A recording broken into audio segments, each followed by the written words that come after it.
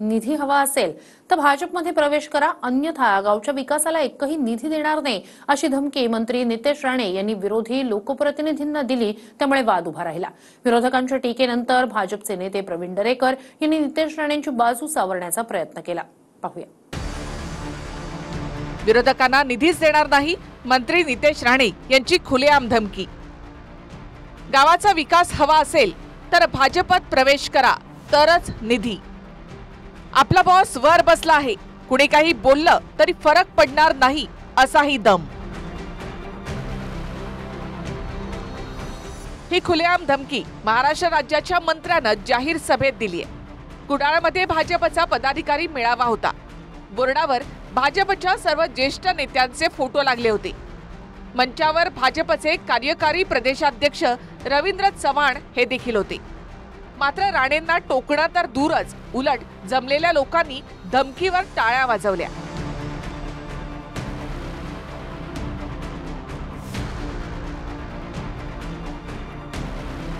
स्वतःला कर्मठ हिंदुत्ववादी म्हणणाऱ्या नितेश राणेंनी ज्या ईश्वराला साक्ष ठेवून संविधान आणि मंत्रिपदाची शपथ घेतली होती, त्याच शपथेला मोडत त्यांनी भाजपमध्ये प्रवेशाशिवाय निधी मिळणार नाही असं म्हणत लोकप्रतिनिधींना धमकावलंय।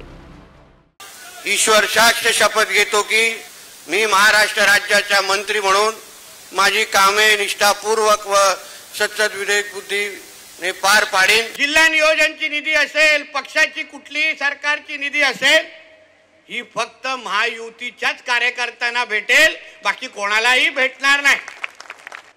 जिथे जिथे उबाटा किंवा महाविकास आघाडीचे सरपंच असतील, पदाधिकारी असतील, ती त्या गावामध्ये एकही रुपयाची निधी देणार नाही, एवढं मी तुम्हाला आजच सांगतो। सर्व तऱ्हेच्या लोकांची मी निर्भयपणे व निपक्षपणे कोणाच्याही विषय ममत्व भाव किंवा आकस न बाळगता न्याय वागणूक देईन। काहीच देणार नाही। कोणाला गावाचा विकास करायचा असेल इथे येऊन प्रवेश करून जावा, भरघोस काम होऊन जातील, नाही तर विकास होणार नाही। समोर आपल्या महायुतीचा झेंडा दिसला नाही, निधी कट, बोंबलत बसून दे माझ्या नावाने, काही फरक पडत नाही। अजित पवारांचा गट सत्तेत जाण्याच्या आधी अशीच तक्रार त्यांचे आमदार करत होते।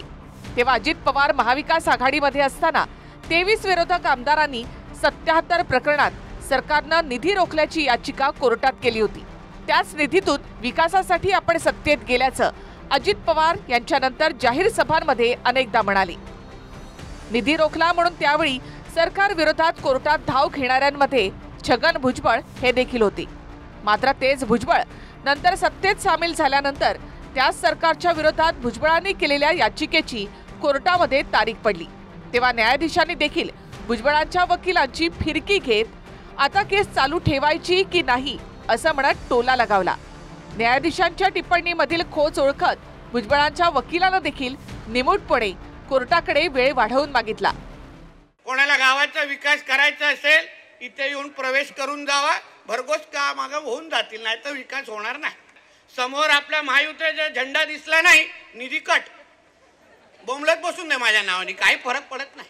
आपला बॉस वरती खंबीर बसलेला आहे, मला कसली चिंता नाही। तर तुमचा एक मंत्री डायरेक्ट बोलतो मी एकाही सरपंचाला निधी मिळू देणार नाही, यायचं असेल तर माझ्या पक्षात आहे। काय तो निधी काय तुम्ही घरनं नाही, तुमच्या शेतात येत नाही, जो महसूल जमा होतो महाराष्ट्रातनं त्याच्यातनं देता। खरं तर मुख्यमंत्र्यांचं नाव घेतलंय की मेरा बॉस बहुत मजबूत है, त्या बॉसला मी विचारतो, अरे बॉस तुमचा स्वभाव तर असा नाही आहे, तुम्ही तर मदत करता, मी अनुभव घेतलाय, मग कसं काय तुमचा एक मंत्री बोलू शकतो? हे लोकशाहीला घातक आहे की विरोधकांना संपवण्यासाठी त्यांना पैसे पण द्यायचे नाहीत। वास्तविक राज्यामध्ये महायुतीला प्रचंड बहुमत आहे। 288 पैकी तब्बल 231 आमदार सत्तेत आहेत आणि विरोधी बाकावर केवळ 45 आमदार आहेत। ग्राफिक्सद्वारे बघितलं तर विधानसभेत इतकी बाकं सत्ताधाऱ्यांनी व्यापलेली आहेत आणि इतकीच रांग विरोधकांची आहे। पण तरी देखील निधीसाठी सत्ताधारी मंत्र्याला धमकावण्याची गरज का पडते हा प्रश्न अनुत्तरित आहे। तुमचे वडील 20 वर्षापूर्वी पालकमंत्री होते आणि त्यावेळी त्यांनी असंच विरोधकांना संपवण्याचं काम केलं। अनेक जिल्हा परिषद नगरसेवक फोडले, निधी द्यायचा नाही म्हणून दीपक केसरकरांना डीपीडीसीच्या मीटिंगच्या बाहेर घालून झालं। परंतु ही उन्मतगिरी जास्त काळ सिंधुदुर्ग जिल्ह्यात टिकत नाही वस्तुस्थिती आहे। आणि त्यामुळे किती तुम्ही मत केला तरी जिल्ह्यातील जनता जास्त काही टिकू देणार नाही अशी आमची खात्री आहे. नितेश राणे निलेश राणेंसारख्या गद्दारांच्या औलाद विनायक राऊतच्या हृदयामध्ये नाही आहे. असं जर दुजाभाव केला तर त्यांना आम्ही कोर्टात खेचू. ते जरी तसे बोलले असतील तरी इतर अनेक विरोधी पक्षाच्या लोकांना ते निधी देतील यावर माझा पूर्ण विश्वास आहे. शेवटी सत्ताधारी पक्ष हा आपल्या ज्या ठिकाणी सत्ता असतात, कार्यकर्ते असतात, त्यांना त्या ठिकाणी निधी ताकद देण्याचा प्रयत्न करत असतात. वित्त आयोगाचा निधी हा पक्षावर आधारित कधीच नसतो. वित्त आयोगाचे पैसे ग्रामपंचायतीला थेट येतात. हा राज्यसुद्धा त्या पैशाला हात घालू शकत नाही. हां, काही विशेष कामं करायचं असेल, विशेष निधी द्यायचा असेल तर हा अधिकार निश्चितपणे राज्य सरकारच्या मंत्र्यांना असू शकतो. पण वित्त आयोगाचे पैसे हे तर थेट केंद्रातून येतात.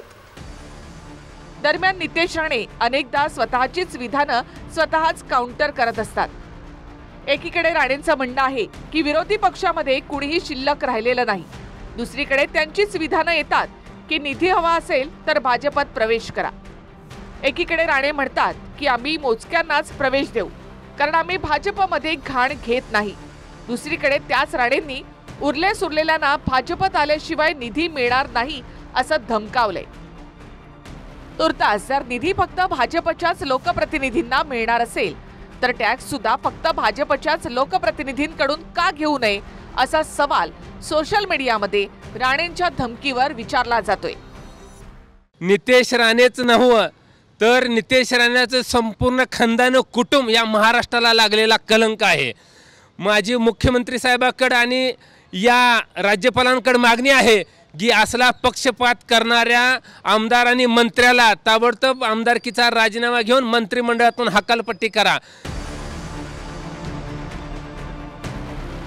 मनोज लेले, TV9 मराठी, कुडाळ, सिंधुदुर्ग.